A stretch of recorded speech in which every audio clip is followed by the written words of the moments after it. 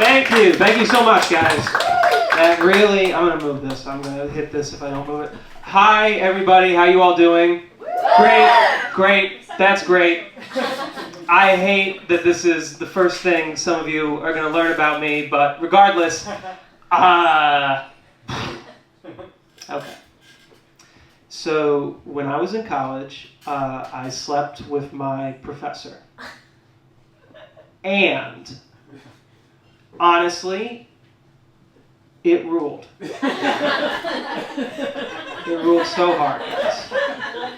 I could not tell you how much. Everybody's like, you know, women sometimes are like, oh, you were abused. She was in a position of power over you. She taught a class that I didn't need to graduate. So, and I was like, I think women just, when they hear that, they put themselves in the situation. Because a man who sleeps with a student is abusing her power. But a woman who sleeps with her student, that's just an interesting woman, honestly. That's for real, just a very, a woman with odd taste. And I thank her for it. But I am embarrassed. It wasn't cool. It wasn't cool. I wasn't cool. Guys, I slept with my professor in college. She was also the only woman I slept with in college. It was one girl freshman year and then her for 3 years. I should mention, slept with is a bit of an understatement. We were together for 3 years, and it's still the longest relationship I've ever been in. So me and my girlfriend right now, we're at 2.5. So we're really hoping we can get there and I can stop saying this joke. But regardless, it all started because I gave really good answers in class, which is not a cool way to sleep with somebody, in case you're wondering. But it's true. And by the way, she taught film. I wish I could tell you I was smart, you know? I wish I could say oh, I knew about theoretical physics. That's how her pussy got wet. But no, it's just the opposite. I just talked about Tilda Swinton movies with some kind of authority, and she was like, wow, you're interesting. And so, here's the thing at this school. I don't know what kind of school you guys went to, but mine was worse. It was a terrible fucking school. It was a state school in New Jersey. That's already too much information, but regardless, it didn't have a film department. She was a film professor, but all they had was communication. So a lot of kids who took the class just wanted to be publicists or something. So look, there's a lot of kids who didn't give a fuck. And I did, a few other kids did, and I'm going to just have to tell you her name, because this is going to be difficult. Her name was Christy. I'm not going to tell you her last name, because people look things up. And I want to protect this woman's identity. She lives in Florida now, which is where you go after you fuck me, it turns out. That's where you have to go, I'm sorry. There's a woman in Australia somewhere. She doesn't know, but she's going to Aussie. But she's going to Florida, baby. Anyway. So, I gave a fuck in her class. A lot of other kids did. But she took an interest in me. She really thought I was smart. And so she'd tell me hey, listen, these other teachers, they don't know fucking jack shit. They've never even seen a camera. Come to my office. I'll teach you about film. You'll get a job coming out of here. I was like, great. That's all I wanted. All I wanted to do was something involving entertainment or making people laugh or cry, possibly, or shit themselves really hard. I don't know. Just some kind of reaction, you know what I mean? I just wanted to touch people in a way that was not physical at all, that was only emotionally. And she really appreciated that and respected it. And so we would meet in her office after every class. I'll be honest, most of the education was just showing each other YouTube videos, which is also a way to bond, turns out. And I remember one time, after leaving her office, I thought to myself genuinely, I was like, if I didn't know any better, that woman was horny.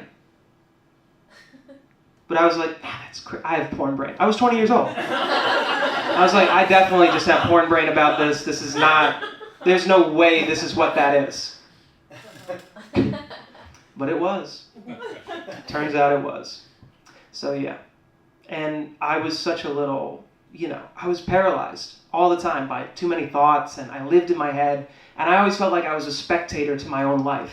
And so whenever I didn't do any of I loved this class so much, I didn't do any of the homework, and the final project was one short film. Could be anything. You'd usually get an A. She rewarded you if you just tried. I did not hand in a single thing for this class.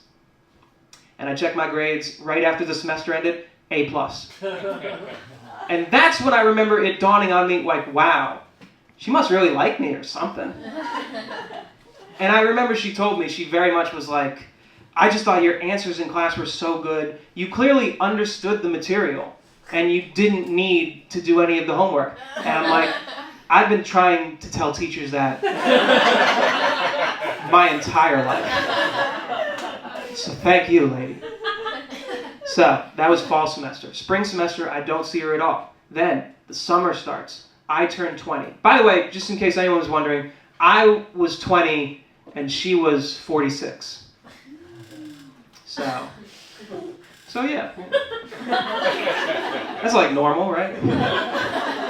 Yeah, sometimes people are like, with an age gap relationship, they're like, wow, you were in high school when she was born. She was in grad school when I was born. She was training for the job she had at that time when I popped out. Summer begins, and I go, hey, she emails me, right? And she's like, hey, I have this great idea for a project. I'd love to collaborate with you on it. I think it would be great for you. It's called The Passing Key. We'll meet by the campus lake and talk about it. And I was like, great. I literally was so oblivious. I was like, great. I can't wait to collaborate with this person who knows things. And so I go to the campus lake. And I walk up to her. She's sitting on a bench. This is the first thing she says to me. She goes, Ned, I'm just so lucky that I have a perfect peach. And I go, excuse me, professor? And she says, my pussy, it's very attractive and not some women have roast beef lips. I don't have that at all. And I was like, is this the project? What are you talking? But so listen, eventually I got it. I think 5 minutes later we were making out. There was a chemistry there. And we ended up having sex in her office. And I watch porn. I watch a lot of porn, to be honest. To be completely honest with you, I watch porn. People from my job are here. I watch porn at work, sure. I'm fucking bored, man. And so this is from a position of authority, I'm telling you this. They do not represent teacher-student relationships with any sort of fidelity in the porn video world. They don't express the fear you feel. They always, for some reason, this is just a random thing that always pisses me off. They always have if there's a blackboard, they always write ABC or something. And it's like, can you guys at least pretend this is high school? What the fuck? How about the quadratic formula? Can somebody you don't have to know what it means even, just copy it out. It's 2 + 2 = 4. I'm like, excuse me, are we meant to think this is a mentally handicapped classroom? What's going on here? It's hot. But yeah, we had sex, and it ruled. And then she, here's the thing. She did believe in me. I think that genuinely she did believe in me. It's not like she was manipulating me to get in her pants. She was attracted. She didn't need to. So she was like, okay, I really want you to be an actor. I think you've got a lot of potential. I'm going to sign you up for Actors Access. It's like a casting website. You find auditions on there. This silence, I can hear some people know what this is. But anyway, so I started going out for self-tapes. That's a thing, that's an industry term. It's when you tape it yourself. And I, auditioned for everything. Anything that had white male in their 20s, I was out there for. But there was one self-tape in particular that really became something. And it was this part called Little Joe. It was a short film. And Little Joe was supposed to be some Studio 54 model that hung out with Andy Warhol. And so I'm reading the scene for the audition. And as I'm reading, little Joe keeps taking his clothes off. And I'm like, that's odd. And then as I'm reading the scene, he really takes everything off. And by the end of it, he's just standing there naked. And I'm like, that's weird. Maybe... And then I read the instructions next to the audition, and it says, hey, don't be afraid, use the space, do whatever you gotta do, and don't be shy. Winky face emoticon. So normally people would be like, oh, this is obviously a scam. But it said it paid $500 a day, so I was like, I'm about to crush this. I have a great penis. I'm about to really blow them away with my abilities. So this was during the summer, right? So we filmed it in the library basement where all the camera equipment was. And, shot it, 2 takes. I thought I did great, honestly. I really do think I could have gotten that if that was not completely and totally fake. And also, that guy was probably surprised he even got somebody with that, if we're being honest. He was like, wow, he actually got one. I can't believe it. And so, we did the worst thing that you can probably do with a tape of yourself naked, other than send it to a stranger. We left it in the school computer. I know! Trust me, I know, I lived it. You have to understand, this was like a landmine. It didn't go off until 2 months later. And the Dean of Arts and Humanities calls me and is like, Ned, what the fuck? Somebody in the editing bay just said they saw a video of you naked. This is beyond the pale. And I'm like, I don't think I'm that pale. But she was like, this is ridiculous. You might be expelled for this. This is fucked up. And you might be wondering, like, wow, the Dean of Arts and Humanities is getting emotional with you. What is that about? And that's because the Dean of Arts and Humanity was, in her spare time, my mother. So